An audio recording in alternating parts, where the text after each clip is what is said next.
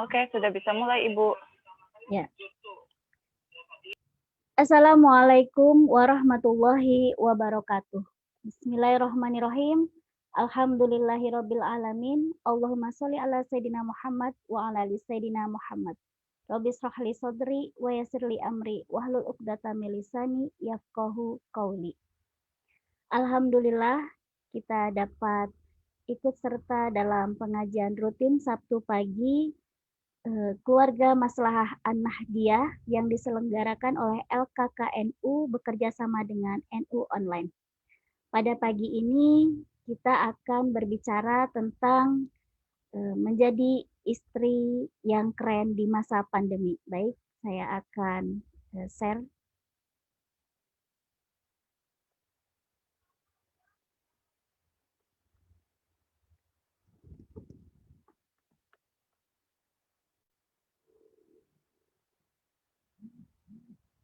Nah, tema yang akan kita angkat adalah menjadi istri keren di masa pandemi. Di masa pandemi ini, sebelum kita berbicara lebih jauh bagaimana kita sebagai istri dalam menghadapi masa pandemi ini, mungkin saya akan sedikit menggambarkan bagaimana sih keluarga samawa itu. Yang tergambar dalam mindset kita itu seperti apa. Mungkin yang ada dalam pikiran kita yaitu keluarga yang harmonis, keluarga yang ideal, di mana di situ ada ibu yang solehah, ayah yang mapan dengan pekerjaan yang mapan, anak-anak yang lucu-lucu, cantik, ganteng, sehat-sehat. Mungkin itu yang akan kita terpikir bahwa keluarga yang ideal itu seperti itu. Ketika kita sudah nyaman dengan posisi seperti ini, di akhir tahun 2019 pandemi datang. Bagaimana pandemi ini merubah yang semula normal, yang semula ideal hanya karena COVID-19. Di sini saya tampilkan Ibu Sri Mulyani. Apa kaitannya? Padahal pandemi ini lebih terdampak pada kesehatan. Ibu Menteri berkata, negara bersiap hadapi krisis ekonomi akibat pandemi. Kaitannya apa dengan keluarga? Nah, di sini saya akan gambarkan dari gambar yang paling atas, warna biru, penurunan kegiatan dunia usaha di seluruh sektor. Perlu digarisbawahi bahwa ini tuh sangat berdampak di seluruh sektor. Baik itu sektor kesehatan, sektor perdagangan, sektor usaha. Kemudian kita turun ke bawah, Indonesia mengalami resesi, penurunan akibat pelambatan aktivitas perekonomian yang berkepanjangan. Jangankan berkepanjangan yang sampai saat ini hampir 1 tahun. Hitungan hari saja ini sangat berpengaruh apalagi pada aktivitas perekonomian. Awal-awal pandemi kita dihentikan seluruh aktivitas yang berhubungan di luar rumah. Kemudian akhirnya apa yang terjadi? Usaha mikro kecil menengah UMKM tepatnya hampir 50% turun omset, bahkan sebagian tutup. Kenapa? Karena awal-awal pandemi ini semua aktivitas perekonomian ditutup. Banyak usaha mikro, banyak usaha kecil, hanya sekedar toko kaki lima, toko baju, toko-toko kecil pun dipaksa ditutup. Sehingga jelas ini menjadikan turun omset. Ketika usaha, jangankan usaha kecil, perusahaan besar seperti mal-mal pun ditutup. Akhirnya apa? Sebesar 13,9% perusahaan mengurangi karyawan. Apa yang terjadi? PHK besar-besaran. Data yang ada adalah 3,5 juta berdampak terhadap keluarga. Karena bisa jadi suami kita atau tetangga kita, teman kita yang menjadi dampak dari PHK. Kemudian ini adalah dampak dari selain kesehatan. Jadi tadi ekonomi. Selain ekonomi adalah psikologis keluarga. Tadi dijelaskan bahwa dampak ekonomi karena UMKM lesu, kemudian karyawan di PHK, ada juga dampak psikologis. Kenapa? Yaitu ketika adanya PHK, kemudian menjadikan stres yang meningkat. nggak kebayang. Bagaimana harus seorang keluarga mencukupi kebutuhannya ketika tidak ada pemasukan, sedangkan pengeluaran tetap. Makan harus tetap ada, bayar pendidikan harus tetap ada.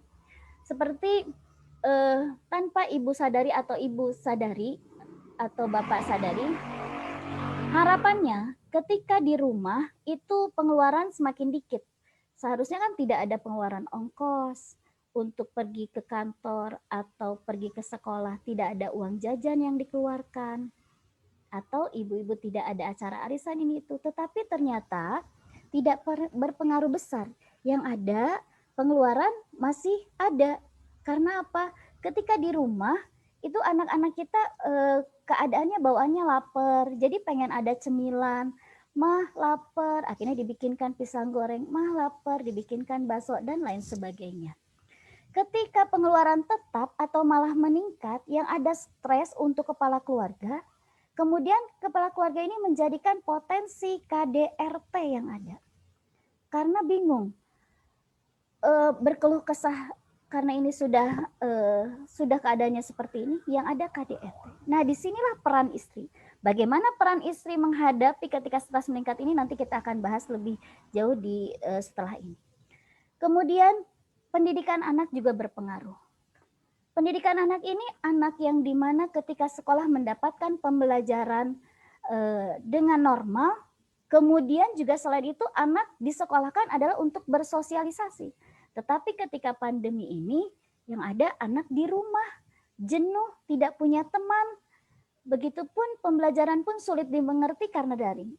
Mungkin untuk sebagian yang sudah ada laptop, kehidupannya di kelas menengah ke atas, sudah ada HP yang lebih praktis. Tetapi untuk yang kelas menengah ke bawah mungkin akan kesulitan karena sudah kuota susah, sinyal sulit, dan HP pun terbatas. Nah itu menjadikan dampak psikologis untuk pendidikan anak juga.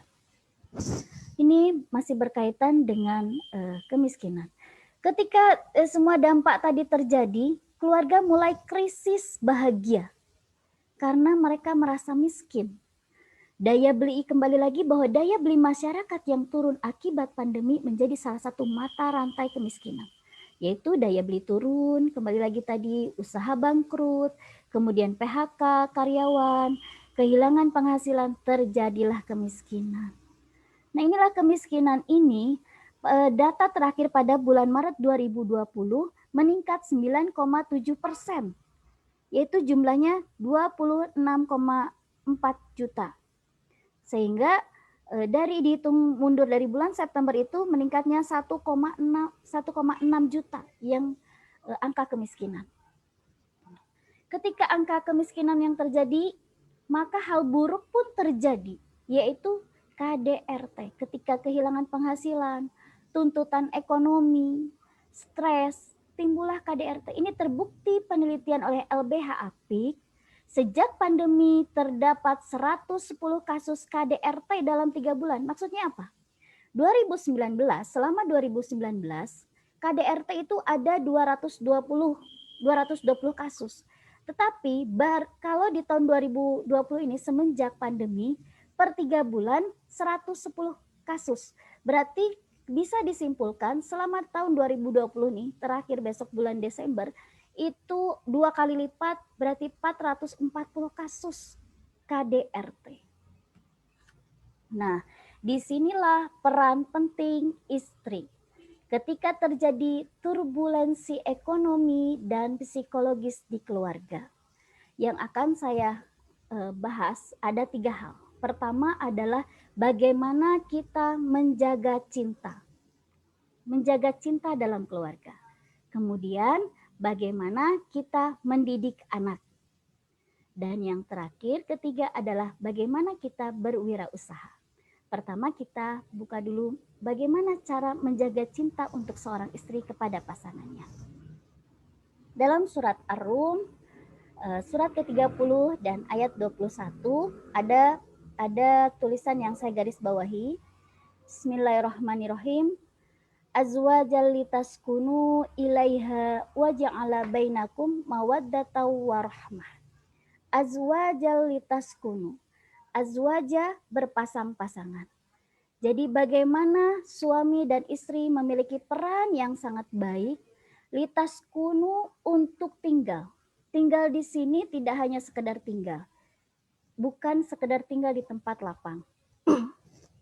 Tetapi bagaimana tempat lapang di sini adalah memberikan ketenangan jiwa, kesejukan, tidak menjamin tempat yang lapang, tempat yang mewah, tempat yang hebat, lengkap, serba ada itu akan menjamin ketenangan jiwa bagi pasangan. Nah, kemudian wa ja'ala bainakum mawaddah warahmah, yaitu cinta kasih. Mawaddah adalah cinta, di mana cinta ini hanya biasanya terjadi pada awal-awal pernikahan. Kita akan melihat kelebihan seseorang, kelebihan pasangan kita. Aduh ganteng ya, aduh pasangan kita mapan ya.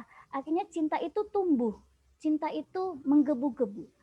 Tetapi di masa pandemi ini warahmah teruji, yaitu tingkatannya lebih tinggi daripada hanya sekedar cinta.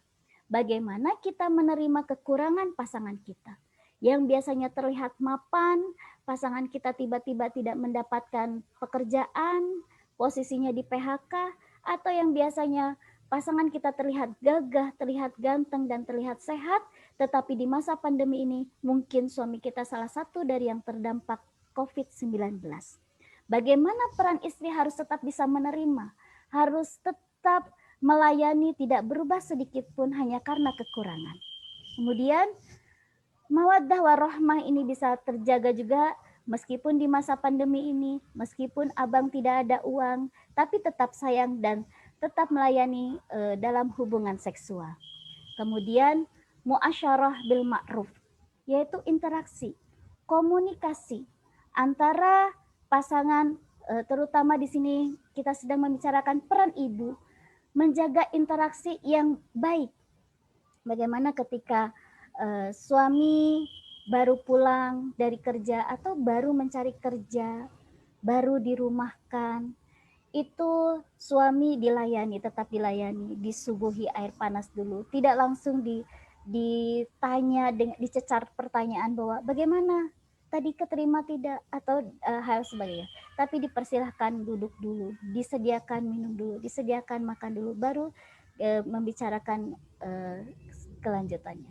Kemudian antarodin, adanya keridoan di antara kedua belah pihak. Apapun yang laki-laki sekarang, suami sedang tertimpa hal ini, istri pun saling meminta ridho ketika akan melakukan, misalnya saya mau membantu suami atau apapun, saling ada keridoan di antara keduanya.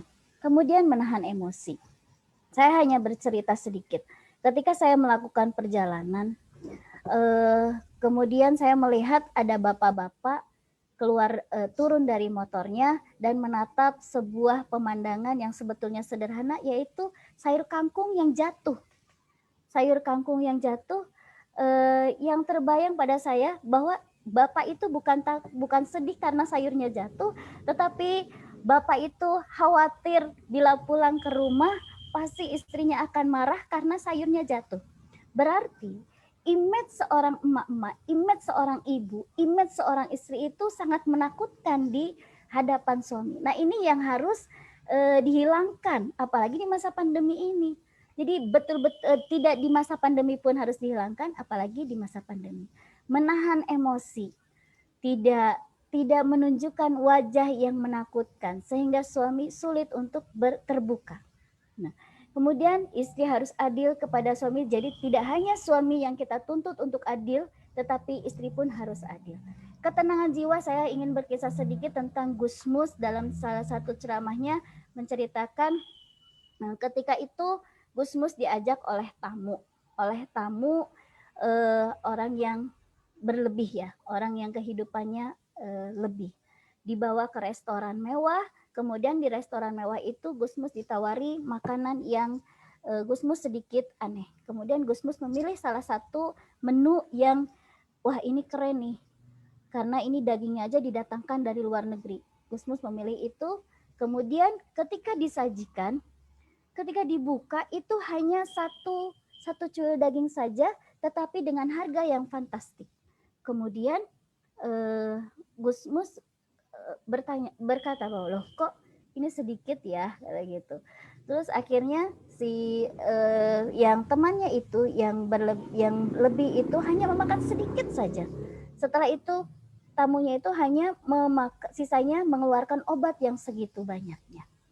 Nah, jadi bahwa tidak menjamin kehidupan kemewahan yang berlebih itu, kadang kita sawang sinawang, kadang kita suka melihat rumput tetangga itu lebih indah. Padahal hakikatnya ketenangan jiwa, kebahagiaan keluarga itu diciptakan oleh diri kita sendiri dengan rasa bersyukur. Kemudian surat An-Nisa ayat 34, saya garis bawahi di situ. Bismillahirrahmanirrahim.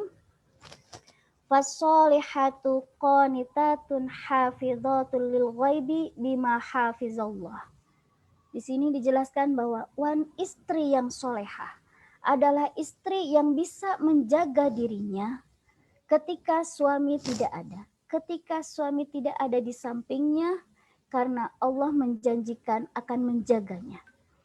Ini adalah ujian bagi suami, bagi istri, ketika suaminya pergi. Apalagi di era digital ini, di mana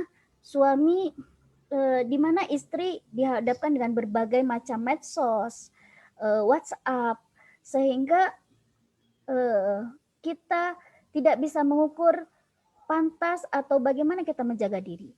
Jadi bagaimana kita harus bisa membatasi berbicara dengan lawan jenis dan kapan kita bisa berkomunikasi tanpa menghilangkan bahwa kita ini bermasyarakat dan bersosial.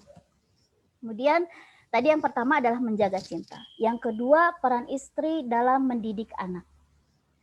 Poin pertama langsung dengan kata sabar. Sabar, sabar, sabar. Sabarnya langsung tiga kali. Kita buka surat At-Taghabun ayat 15. Di situ bahwa dijelaskan Bismillahirrahmanirrahim. Innama amwalukum wa auladukum fitnah. Harta, anak itu adalah ujian. Itu adalah cobaan.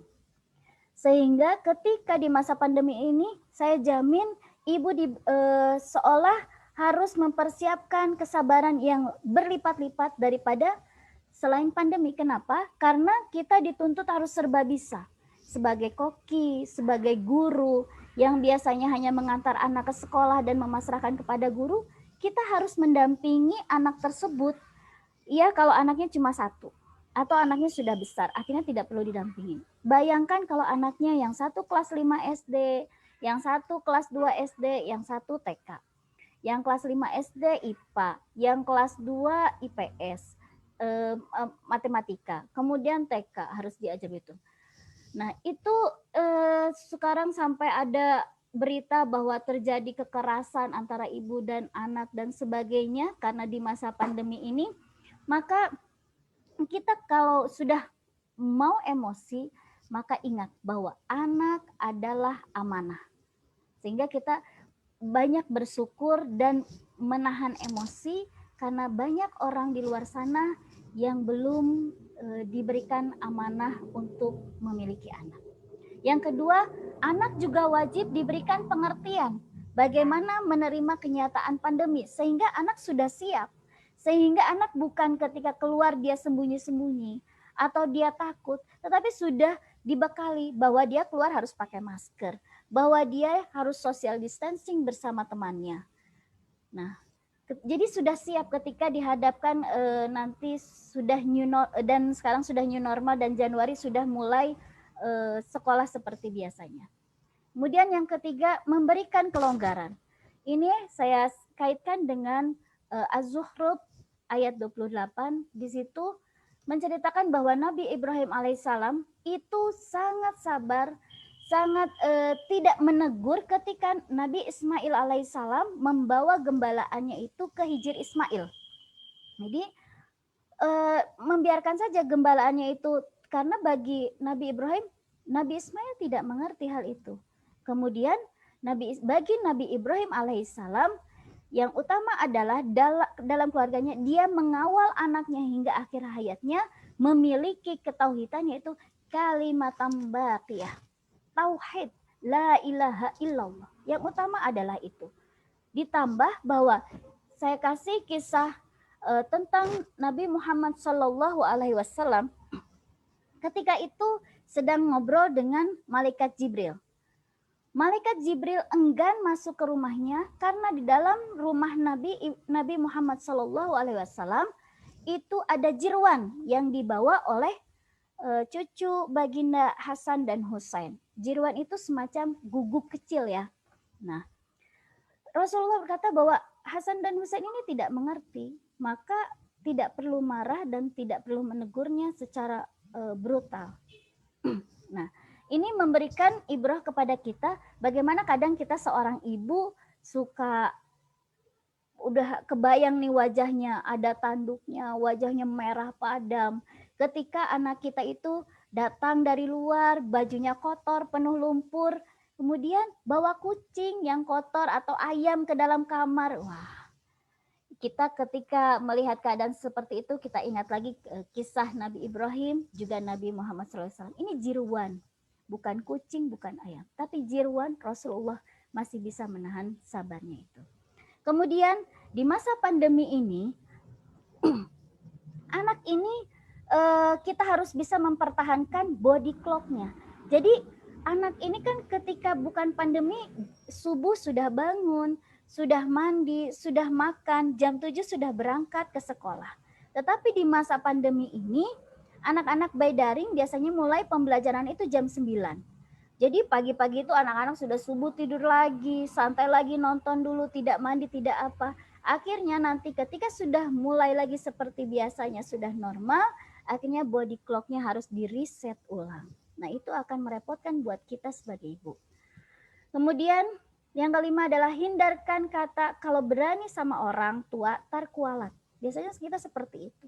Tetapi sebetulnya itu hilangkan kata itu. Mindset seperti itu kita hilangkan, kita ganti. Kalau berani sama anak kita, entar kita yang kualat. Kenapa? Karena anak ini belum memiliki dosa. Ketika kita sudah menanamkan pada diri kita bahwa kita tidak boleh juga macam-macam atau sembarangan kepada anak kita, akhirnya akan saling menghormati dan saling menghargai, akhirnya tercipta keluarga yang damai, keluarga yang harmonis. Nah, tadi kita membicarakan menjaga bahwa di masa pandemi ini seorang istri harus menjaga cinta, kemudian kedua menjaga pendidikan. Nah, sekarang bagaimana seorang istri harus bisa berwirausaha. Untuk apa berwirausaha ini? Agar istri bisa membantu perekonomian suami. Nah, ibu sudah tidak asing ya kalau saya tampil ibu-ibu atau bapak dan teman-teman di Facebook ini sudah tidak asing ketika saya tampilkan status WA seperti ini. Ini bukan status WA saya ya, jadi yang merasa namanya Monik tidak usah tersindir. Status WA ini biasanya ibu sekarang ibu lihat status WA teman-teman ibu, itu mayoritas yang perempuan biasanya suka update status online shop. Nah, udah gitu kalau kita buka status online shop ini, kalau teman-teman kita pasti lebih cepat ya Bu ya. Berbeda dengan status yang bukan online shop. Nah, itu kelebihan seorang istri. Kemudian, loh, orang masa pandemi kenapa kita harus berwirausaha? Uang dari mana gitu. Nah, saya kasih contoh ini. Apakah yang berjualan online shop ini termasuk barang mereka punya ready barangnya? Belum tentu. Bisa jadi mereka hanya reseller, bisa jadi mereka hanya menjadi dropship. Kenapa? Kok status teman-teman kita yang cewek kok banyak yang banyak yang online shop ya? Ini membuktikan bahwa di 36% perempuan Indonesia menjadi pengusaha. Dan tingkat perempuan yang memilih menjadi pengusaha di Indonesia ini posisinya kedua setelah Filipina. Tiongkok aja kalah dengan Malaysia, kalah dengan Indonesia. Berarti sebetulnya jiwa perempuan ini kita sebagai istri sudah punya nih, bahwa untuk menjadi seorang pengusaha. Nah, kemudian tetapi ketika jiwa ini sudah ada, tanpa diajarin, tanpa ada pendidikan pun sudah ada, tetapi ibu kadang suka lihat enggak, kenapa ya, ini orang tadinya semangat banget buka online shop, terus sering posting-posting, kok belakangan tidak ya? Itu karena kurangnya sebuah istiqomah. Nah, bisa istiqomah itu kenapa? Yaitu salah satunya adalah pencatatan keuangan. Emang sulit karena ini adalah sebuah tantangan pembiasaan baru bagi UMKM. Nah, ini nih, di sini saya berikan gambar timbangan. Ada gap UMKM ini. Kenapa? Pertama, tidak dicatat, tidak dikontrol. Kita kadang lagi semangat-semangatnya, kita merasa, udahlah, gampang ini. Kemudian pencatatan keuangan yang sulit itu.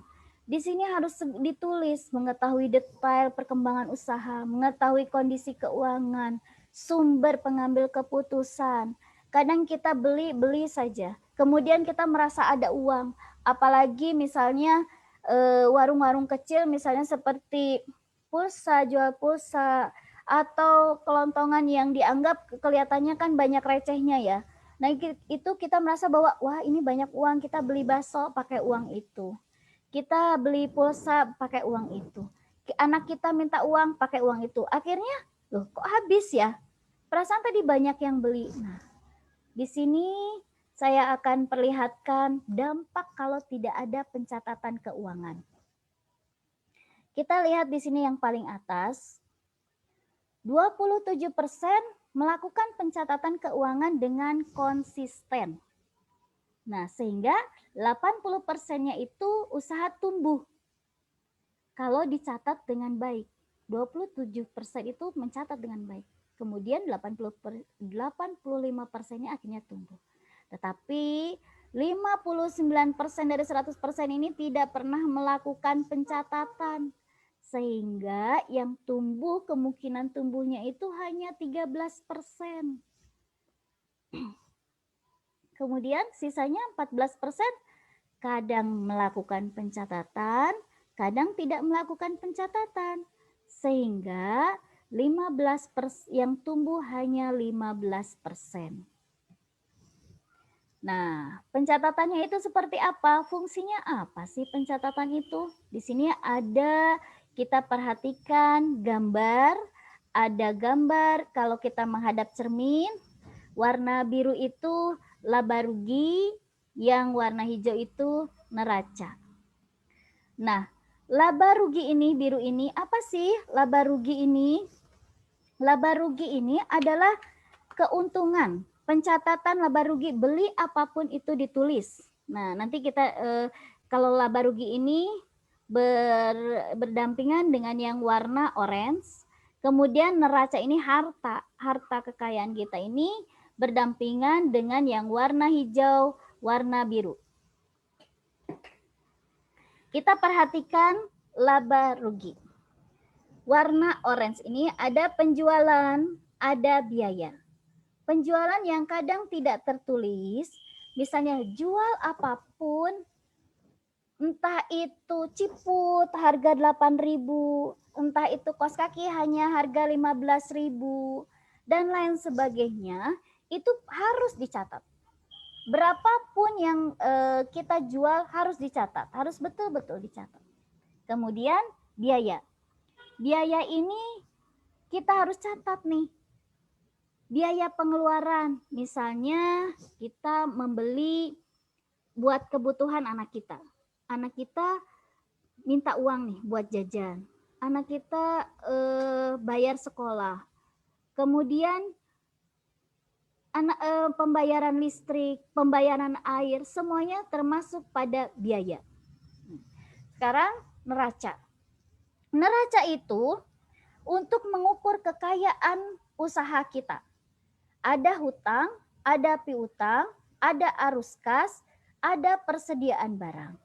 Hutang di sini adalah ketika kita berhutang pada bos kita. Kita ngambil barang nih pada seseorang, kemudian kita berhutang pada tempo dengan waktu tempo. Nah, ini dimasukkan dalam hutang.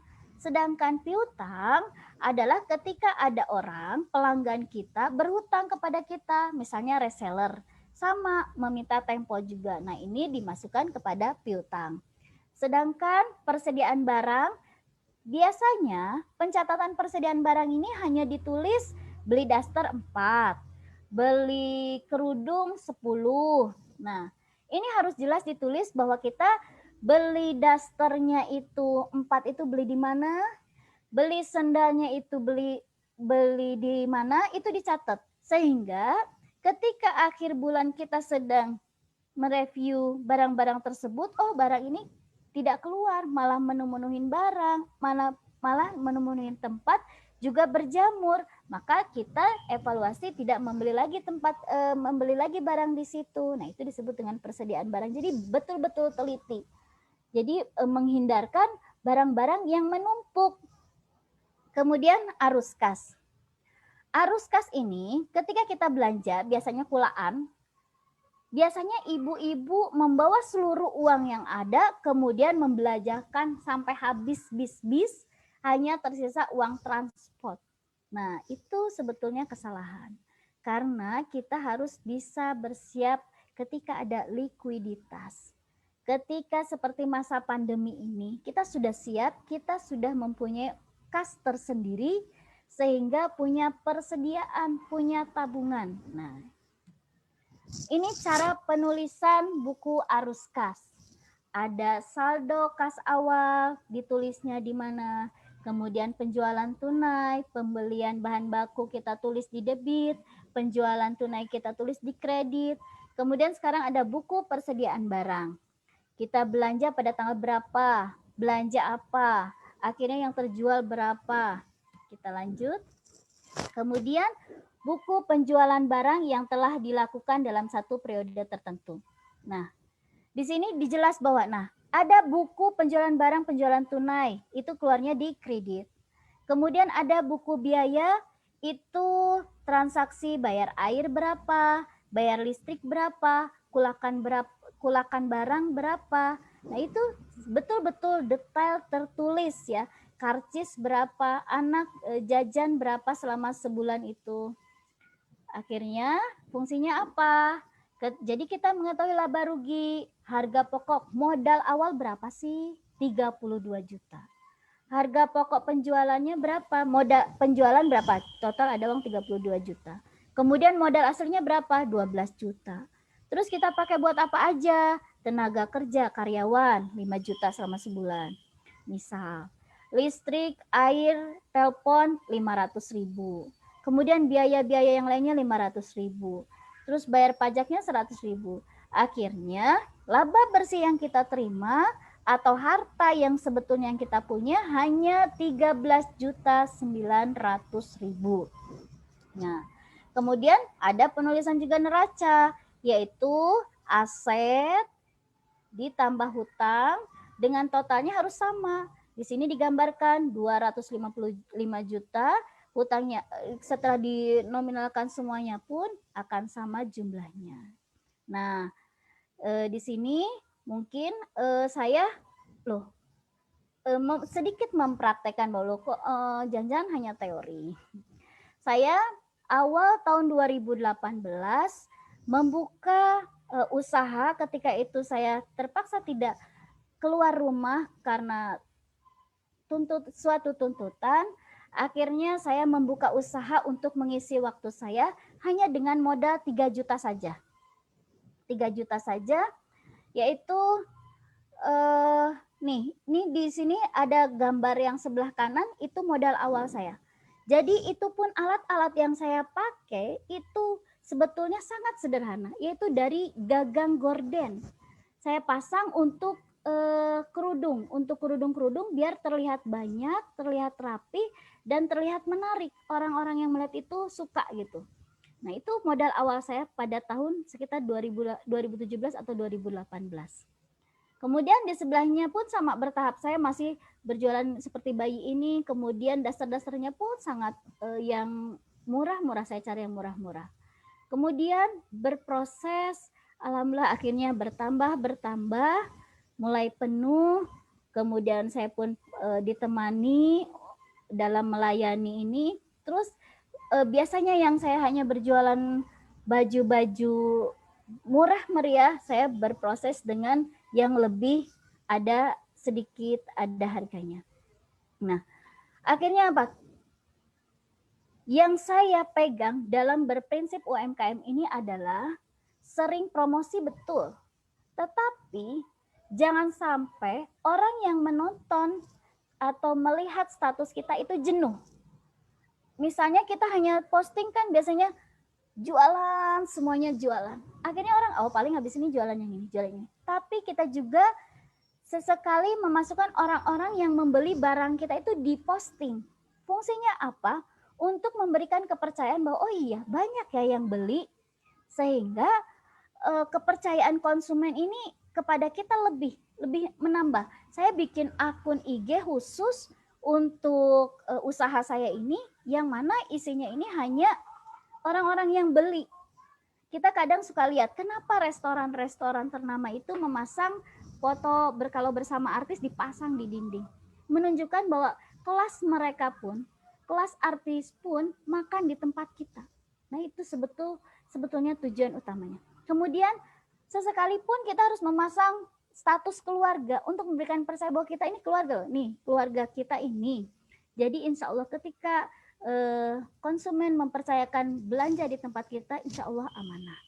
Nah, cari yang menjadi kebutuhan saat ini. Jadi bukan mengadakan belanja atau dagangan atau usaha yang bukan pangsa pasarnya di situ. Kita tinggal di kampung, kita tinggal di desa, jangan sampai kita memasang barang dagangan yang sedang tren sekarang, misalnya yang sesuai dengan di drakor ya. Wah, bajunya ini sebenarnya lucu, tapi itu tidak akan menjadi sesuatu yang wah bagi masyarakat sekitar kita. Oh, misalnya masyarakat sekitar kita lagi musim kondangan nih, berarti pakai baju-baju yang brokat dan sebagainya. Alhamdulillah ketika banyak pelanggan yang mempercayakan kepada kita, akhirnya belanja jutaan atau berapa lebih pun, meskipun usahanya kecil, itu insya Allah akan didapatkan. Ya. Dan sering buat event. Untuk apa? Event-event ini untuk menarik aja, untuk agar orang tahu di sini ada toko loh. Jadi sesekali ketika kita misalnya akhir tahun atau kita ingin Maulid Nabi, membuat sebuah event yang pas, momennya itu pas. Nah itu biar orang-orang itu tahu, oh nanti dari tempat lain, dari daerah lain pun akan tertarik ketika kita sering membuat event. Mereka terpaksa, mereka semangat untuk ke tempat kita. Karena apa? Padahal yang dijual itu biasanya kita mengambil keuntungan 35% dari harga modal, kita akan turunkan. Kita akan turunkan misalnya hanya mengambil 5% atau 10%. Yang utama adalah agar barang-barang yang lama ini keluar dan kita bisa mengganti barang-barang yang baru. Sehingga tidak menumpuk atau malah menjadi mubazir. Nah ini ada beberapa gambar ketika saya ada event, orang sampai berbondong-bondong beli sampai beberapa bungkus. Nah, yang terakhir di masa pandemi ini, kita tidak menutup kemungkinan untuk tetap produktif, untuk tetap kreatif. Ini salah satunya saya di masa pandemi ini, saya mengeluarkan beberapa produk yang khas oleh-oleh, karena saya domisili di Bogor, oleh-oleh khas Bogor, yaitu batik. Dimana kita tidak bisa dijual lewat online dan sebagainya, tidak perlu khawatir lagi bahwa nanti kan kerumunan, nanti nggak ada yang bagaimana. Kita pandai mengambil atau mensiasati momen. Dan yang terakhir, tadi kita sudah bagaimana cara menjaga cinta, rasa nyaman, mewujudkan keluarga yang damai, sakinah, mawaddah warahmah, juga mementingkan pendidikan dalam karakter anak, juga yang terakhir adalah bagaimana seorang istri memberikan alternatif kekuatan ekonomi sehingga itu bisa disebut dengan istri yang keren. Mungkin itu saja bukan ilmu, kita hanya sekedar berbagi, saling sharing. Mudah-mudahan apa yang kami sampaikan ini dapat bermanfaat. Mungkin itu saja. Wallahu muwaffiq ila aqwamit thoriq. Wassalamualaikum warahmatullahi wabarakatuh.